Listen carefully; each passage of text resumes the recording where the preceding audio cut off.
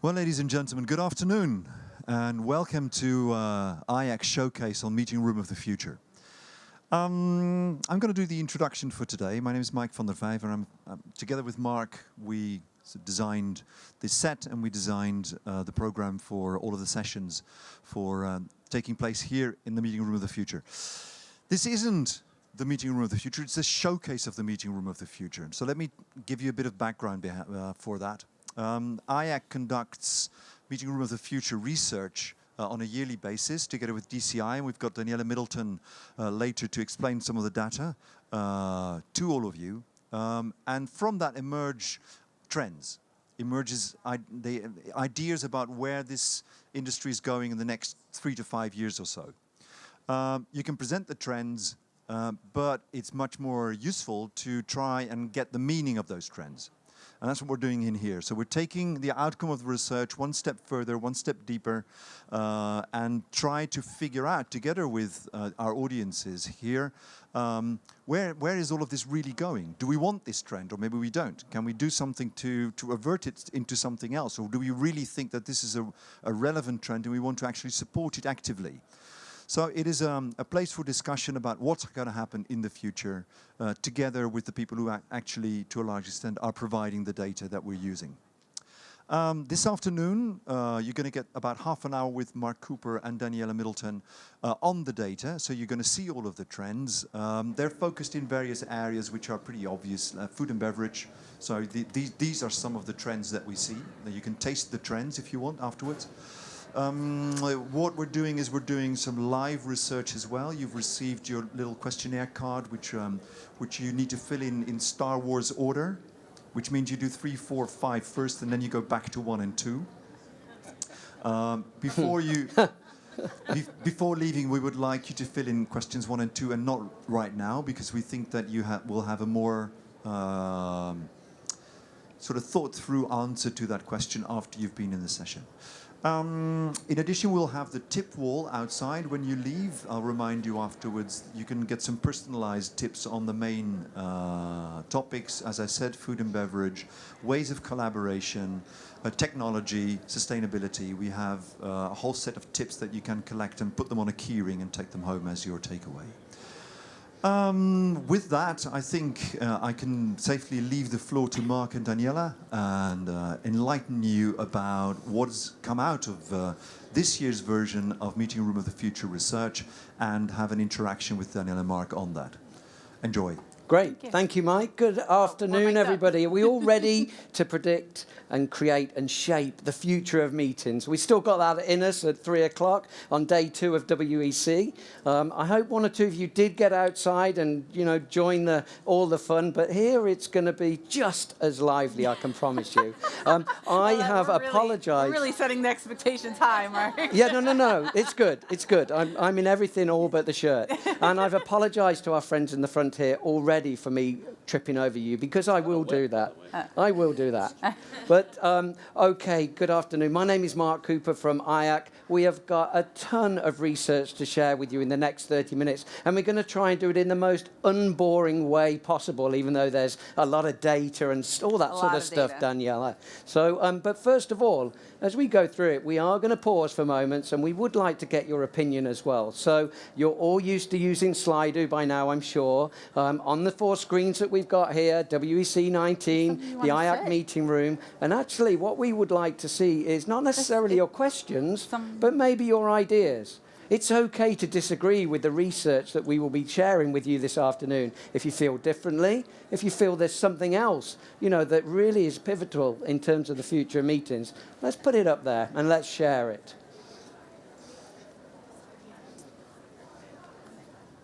Okay.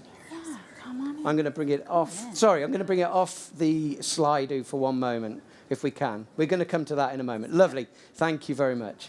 So a little bit about what we're going to cover in the next 30 minutes. Of course, I'll give you a little bit of background information to the research, what Meeting Room of the Future is all about, and specifically the type of meetings that we've been researching the meeting planner community on. Then we're going to have an overview, and between Daniella and I, we're going to have a great tag team approach, and we're going to be looking at how we fulfill meeting objectives. We're going to be looking at the brand influences on meetings, the culinary influences, of course, technology, collaboration, and as Mike mentioned, the culinary trends. Where are we heading? Why are we heading in that direction? So we have tons that we're going to cover. So I will apologize in advance for the speed that we're going to go through, but we will make it all happen. So this year's research, the first time since 2017 that we've gone out globally and asked our meeting professional community what their thoughts are, where they see the next 3 to 5 years. 250 of you participated over 5 continents. It was incredible this year. Thank you very much if there's anybody in this room that got the invitation to do the research and gave us your time, because you answered around 50 questions, so it was no short survey.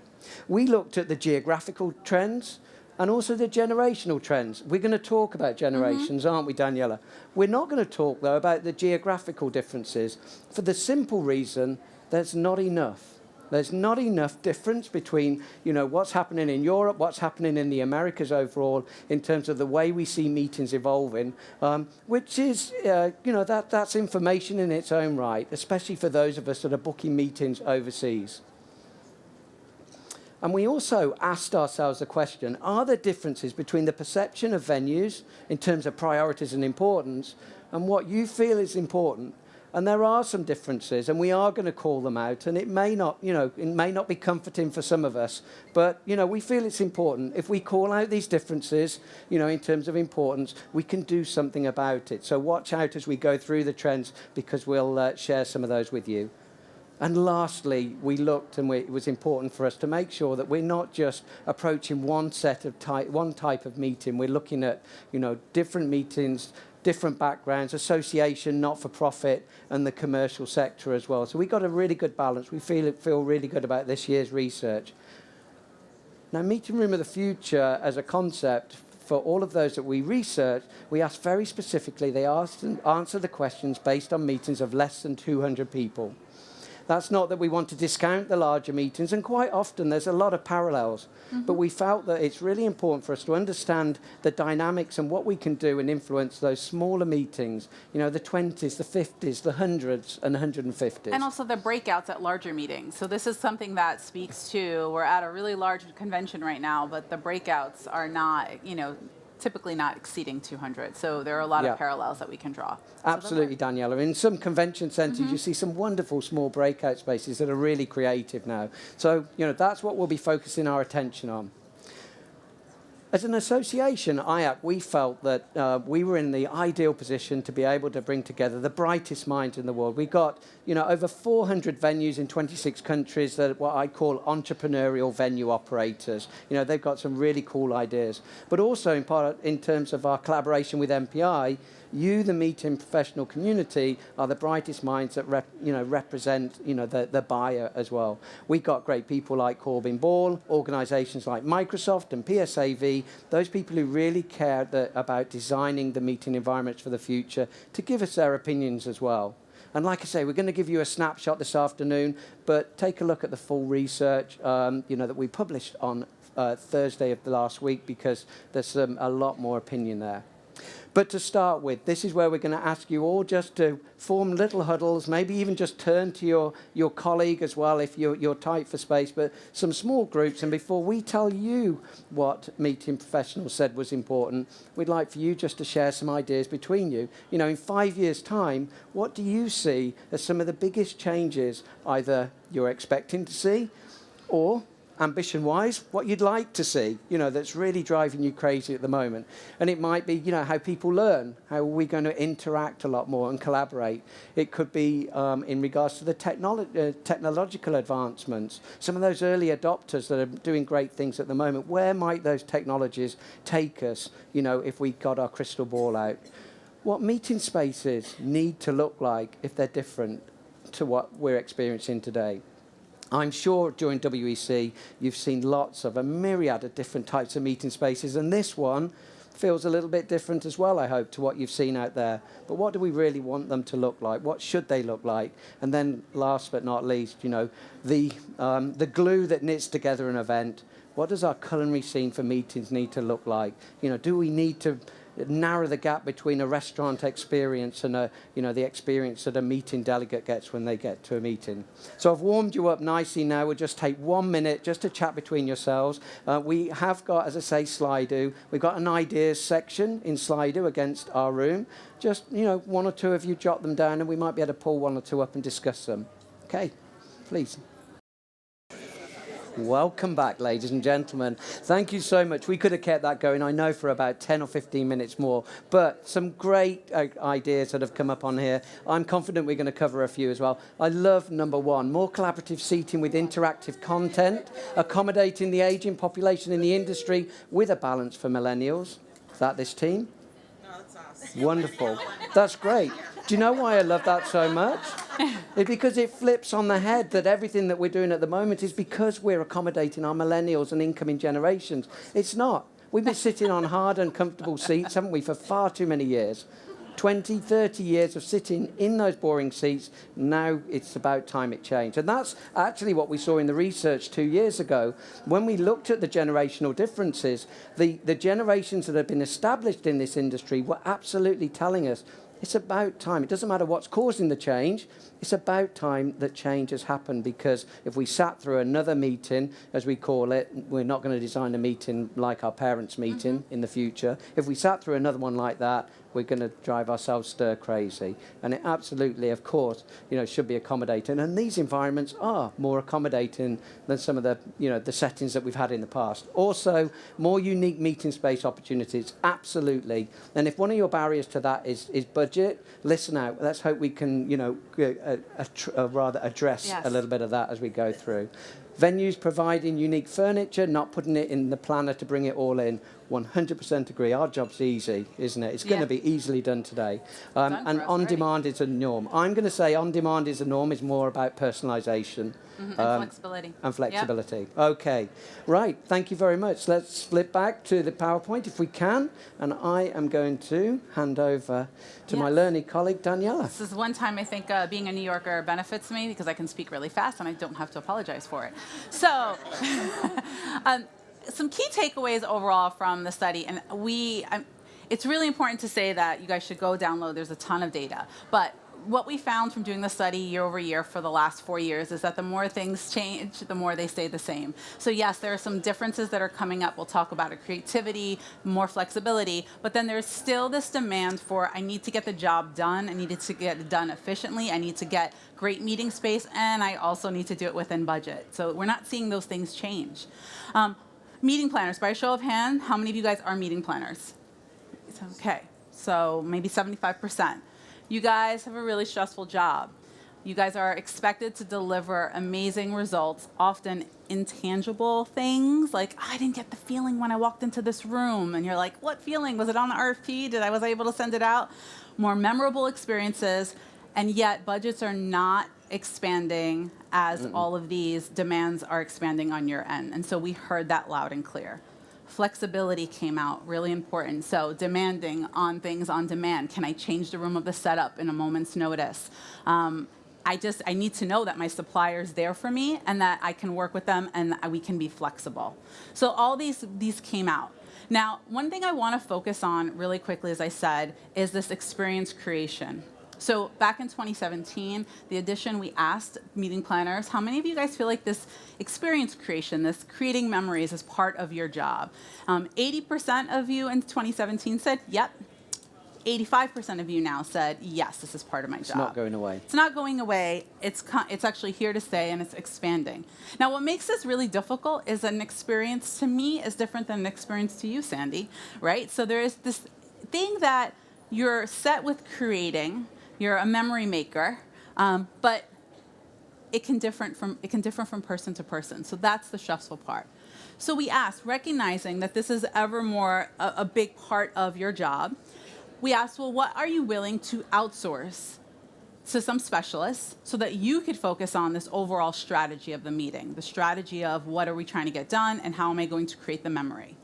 And here are some of the top things. There's a lot of data on the slides, but the 3 areas that came back were event technology. I'm willing to outsource event technology because there are specialists who can do it. They can do it well.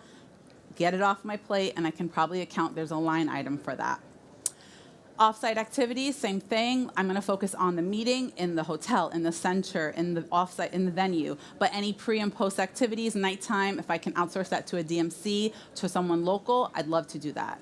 Third, technology, but social and digital. How am I capturing information? How am I disseminating and sharing it? These things are changing so rapidly that oftentimes, even within organizations, there aren't specialists. So you're willing to outsource these so that you can focus on creating memories, creating the experience. So we know that technology is a big part of that, and that came out loud and clear. One of the things that we did ask in 2019, though, we separated it. It was, yes, there's this technology of sharing information, but there's also technology of audience engagement. So something like Slido, which we're using now. That has become really important in the last couple of years, is how are you engaging with your delegates? How are you, what foundations are you setting up? And that's something that a lot of you guys came back this year and said, we need to outsource that. That is a challenge that we have. It's not it's not an expertise that we have, so we'd love to outsource that. Well, I remember Daniella as well, where it used to be the keynote only. When it came to audience participation and Q&As, we'd make sure it was part of our keynote. Now it's every workshop, and it's not just once. It's how many times we're going to interact with the audience. Exactly. It's become huge. It's actually it's starting to become a KPI for some of you guys. And I've heard that through my conversations with planners, is how many touch points and engagements are happening during a meeting. So we're talking about generation. So this idea of the experience, it comes twofold. Why are we these extraordinary experience makers, these memory makers? And a lot of it has to do with the incoming generations, the younger generations, who are demanding this. So when I say generational differences, there's 2 of them. Now there's one, the meeting planners, professionals are changing demographics, but then also your audience. So the delegates are changing as well. And this is really, so 85% of respondents to our survey attributed younger generations to pushing the envelope when it comes to integrating new technology in meetings. And then 80% said this is directly where we're getting pushback on the creating experiences. Yes, things should be Instagrammable. Is there a cool wall? Are they feeling like they can network, which we'll talk about in F&B during the breaks? Is there a mix of classroom and maybe some more informal sessions? And so this is, as I said, experience goes hand in hand with the generation. I spoke so fast, I didn't realize my slides were over. Thank you. I didn't either, but I'm ready to go. So let's have a look at the physical venue characteristics. Now, a lot of what we're going to be talking about here, for some of you, you might think, well, that makes perfect sense or common sense. I'm going to ask you to ask yourself as we go through it, though, is it something that is standard and inbuilt into the solutions I've got today, or am I creating them myself?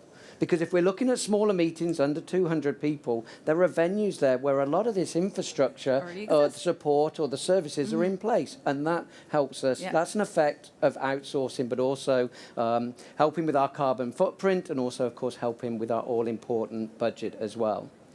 As the way we train evolves and the style of learning evolves, is the venue moving at the same pace in terms of its environment, your meeting environment? Or are you sticking with the same venue, the same meeting room, the same layouts as you have had 2 or 3 years ago? If you are, then that should be a warning bell for you, because the 2 are moving in parallel, or should be moving in parallel. Now, I don't mean you should be moving your venue all of the time, but you should be working with a venue that can change the environment, whether it's through the furniture, the lighting. Certainly when we look at brands, is your brand the one that's got to be dominant within the venue?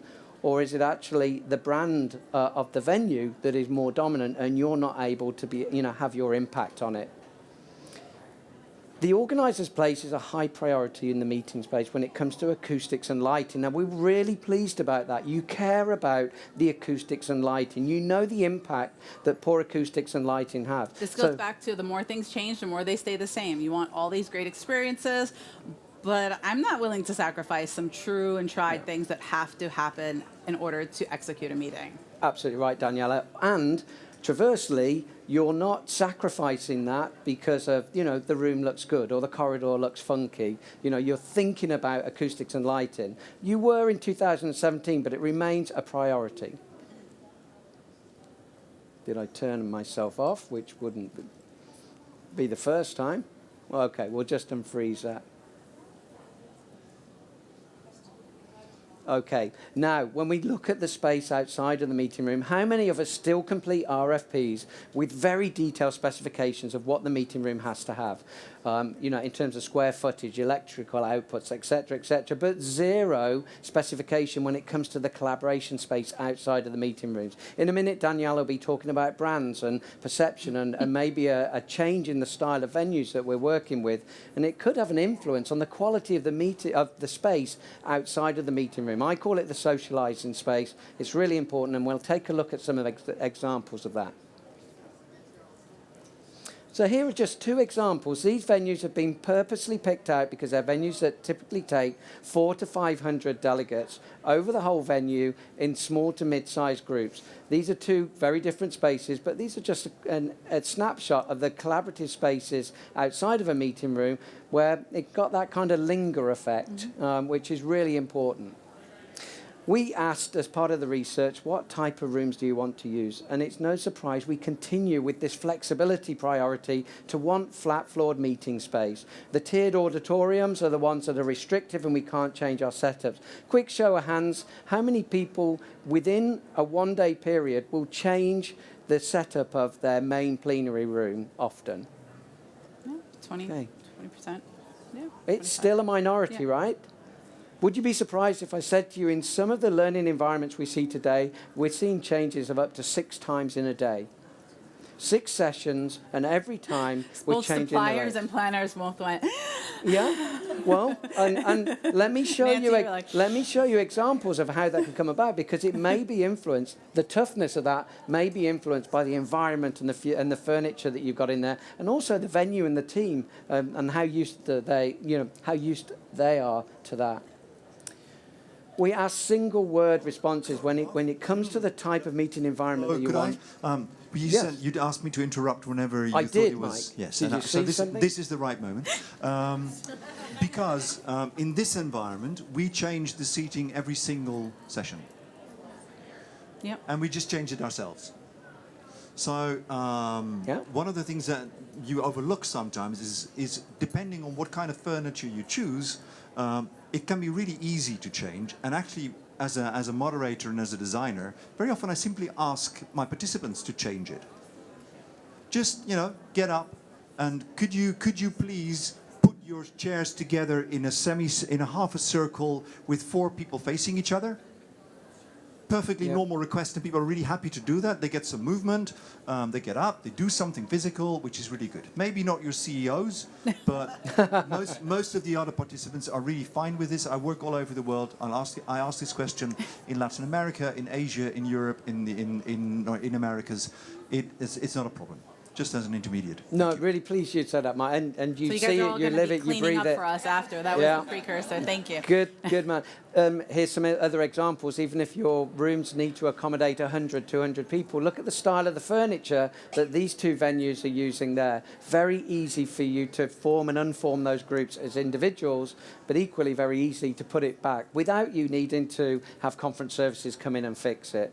Using banqueting chairs, using rounds that are cloths on, all that uninspiring stuff that will send us to an early grave. You cannot be that flexible.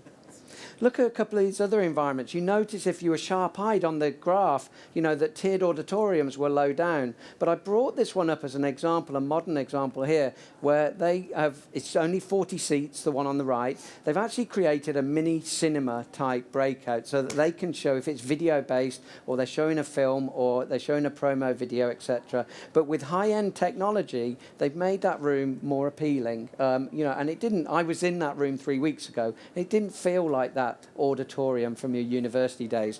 Over in Sweden, in an area just outside of Stockholm called Sigtunahöjden, this is a breakout room, the one on the left. This is a standard setting. again, this isn't being created by a meeting professional for their meeting and then being ripped out again at the end. This is like this all the time. And if you're running small to mid-sized meetings, finding those venues that offer this as a standard setup, you know, makes your life easier, and it's a very cost-effective way of doing it. They do exist. More examples. LA to the left, you've got Philadelphia top right, and you've got London and United Kingdom underneath. Again, permanent setups, but inspiring, the sort of meeting spaces that you want to be in.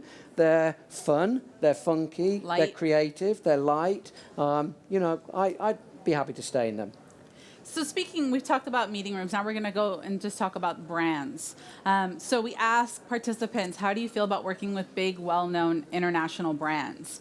Now, when it comes to those logistics, so knowing that I can get great technology, staffing, knowing that logistically things are going to work. There's a reason why you may book a certain brand hotel in Barcelona and you book it again in Toronto, because it alleviates some of that stress of will it work.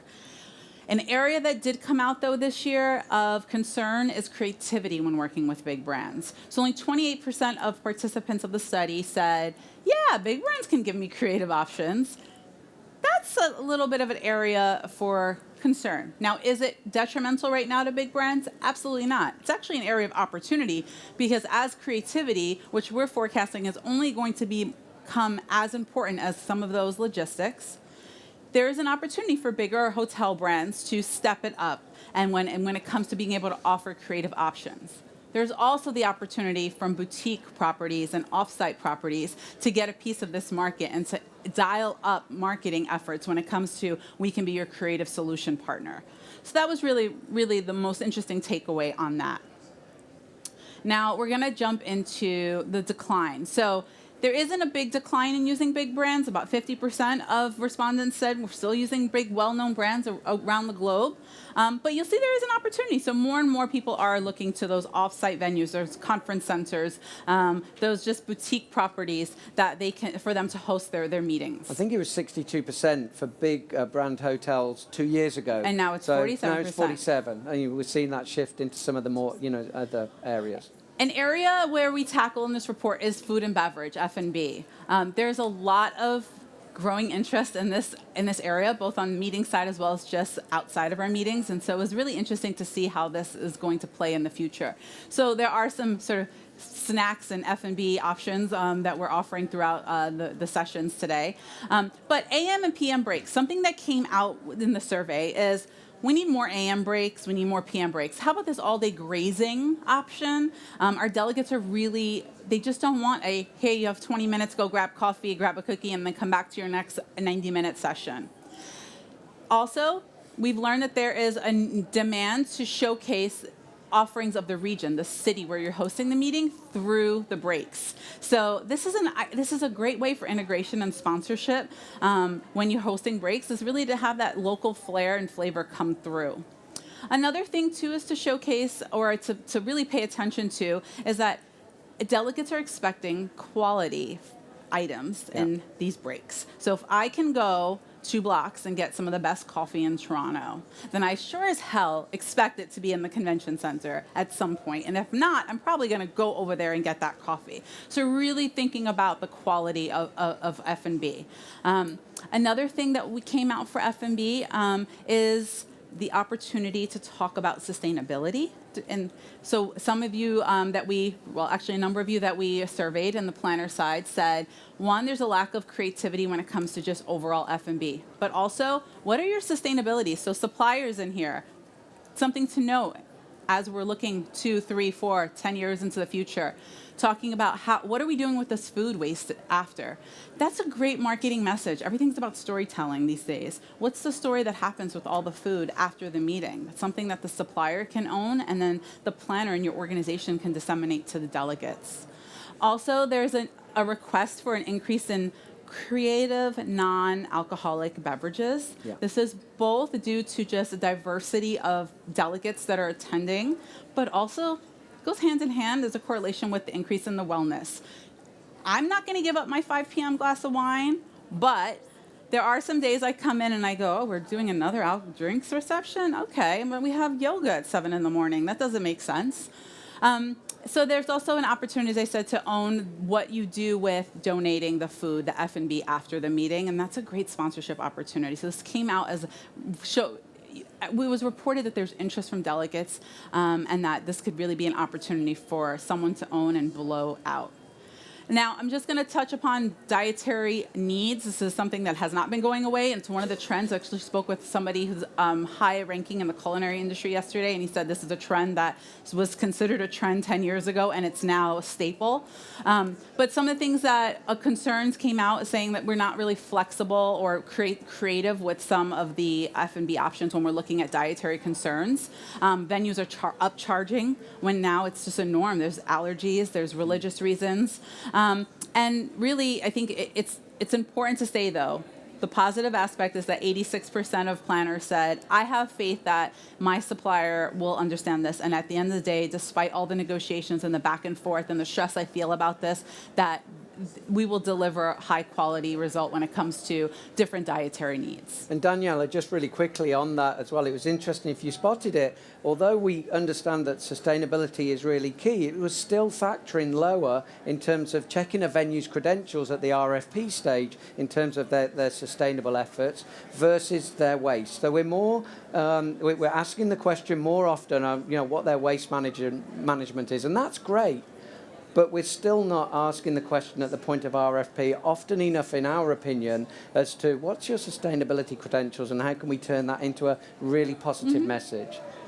So we'll look at communication and connections. Hybrid events, when we try to drill down into your use of technology, where you were finding, it was adding value, where you were finding it was causing you some headaches, those that were adopting hybrid events, bringing in the remote attendee, that's where you were still finding some issues. When we find issues with things, we're reluctant to adopt them, or we adopt them at a lower level. So that's something that we're going to watch. We noticed it for the first time in this year's research.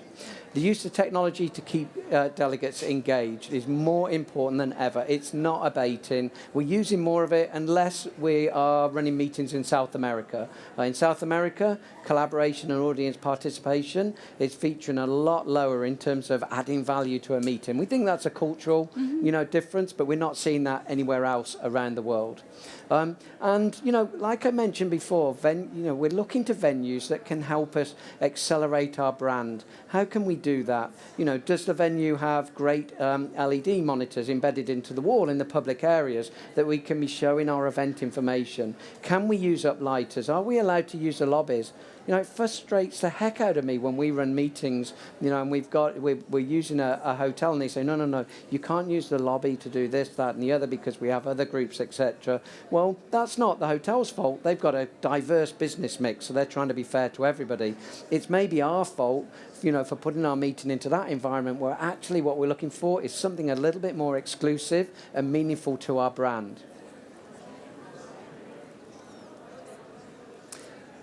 Natural daylight versus screen resolution. So we ask this question every time of you, which one would you forgive a little bit more for the benefit of the other? Do we want more natural light to make us feel good, make us feel healthy, and well? Or do we want that nice clear screen? Well, it's tipped just the other way. We've gone from one to the other, only by small margins. But interestingly, what's coming out of the research now is with the LCD flat panel technologies, we're not having to do the blackout, rooms and, so that we can get a good vivid screen. We can get good vivid screen quality. Again, if you're using venues where you are having to black out, maybe, they're not up to date with their technology. They're not helping you, get the best out of both worlds. 54% of you are either are not using VR, or you would consider using VR. It's still really early days in terms of VR, in terms of evaluating a venue for a site inspection potentially. But you're not against it. And so we expect to see, for sustainability reasons, efficiency reasons, everything you would expect, us to be able to better evaluate venues without having to get on the plane, the train, or the automobile to go and physically look at that venue space. 72% of you said you want free or affordable broadband. We're not paying for it in the coffee shops. We don't pay for hot water in our guest rooms. We don't want to pay for good quality broadband in our meeting venues. I don't mean exceptional broadband in the sense of, having to do something really, high Can we all end. stream Netflix at the same time? No. We want to stream, No, but that's exactly not what we're right. looking for. No. Well, you may not want to, but Well, I mean, but I good, totally good. do. Have you not seen one on Netflix at the moment? But in the next 5 years, we want to eradicate that, pay-per-view when it comes to broadband. And we'll continue to take that fight into the industry because we think it's really, really important. And as we move forward in terms of technology as well, a little bit more, we can see cybersecurity this time around has become a hot topic for you guys. So you've brought all this technology into your meeting. It's having great positive impacts on the collaboration, the information sharing and dissemination. Now we're starting to just look at the cracks in terms of where are we opening ourselves up to risk.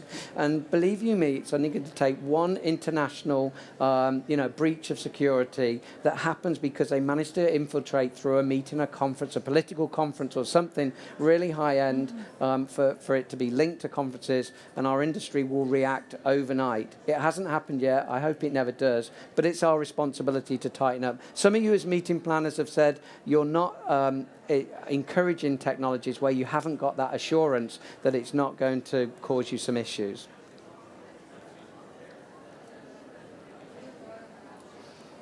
Okay, so ladies and gentlemen, we're coming to the end of the session today. Please do, if you've got any questions, we'll open them up on Slido now and we'll address them. Otherwise, what I'm going to do is open up. We have a microphone. Daniella and I are happy to share some thoughts with you. Any questions? Yeah, Meredith. Yeah. Sandy over there. They just gave me the mic. Oh, well, I hear what you're saying, but a lot of the things that you're proposing do cost more money, and you're also saying at the same time that budgets haven't increased. So how do you address that? Yeah. Right? Going to boutique, hotels and that sort of thing. So I would say, Sandy, it is all about the value and the quality of the suppliers you're working with in terms of, are they providing you beyond the core product? Are they taking part of the responsibility to deliver the experience? So whether that's your technology provider, or they develop, bring in the little bit extra, are you using the venues that provide the experience as standard without you having to, pay extra for that? And if you're not, and if you're having to recreate it every single time, then that could be a challenge. I'm also going to address Meredith's question as well. It seems like planners are less likely to outsource the elements because they feel it's more part of their own job responsibility. That was the case 4 years ago with our research. We found that. But it's changing, and I think it goes back into how can I be creative with my sponsorship opportunities so that I have the funds to outsource, or it goes back to expertise. If it takes me justifying, if I'm a planner and I'm not an expert in digital and social, and it's going to take me 80 hours to figure this out, my team to figure this out, what's the cost associated with that? And then building out the proposal to let me outsource this, because what I'm really good at are 100 other things that I could be doing. And there's more part-time meeting planners now as well. More of us are having to do other jobs, other responsibilities. So we're not actually afraid of giving a little bit up, probably because we know there's something else just around the corner that's going to come and fill that void. Any other questions? Thank you. So, ladies and gentlemen, it's my pleasure to end the session now. Yes. Open up to some of our break items as you go through. Enjoy the rest of WEC. Thank you so much for sharing the overview with us. If you'd like to download the full report, it is at iaccmeetings.com. Pick up a few of our other tips as well on the tips board to the left, and we look forward to seeing you next year. Thanks for your time. Thank you. Thank you, Tom.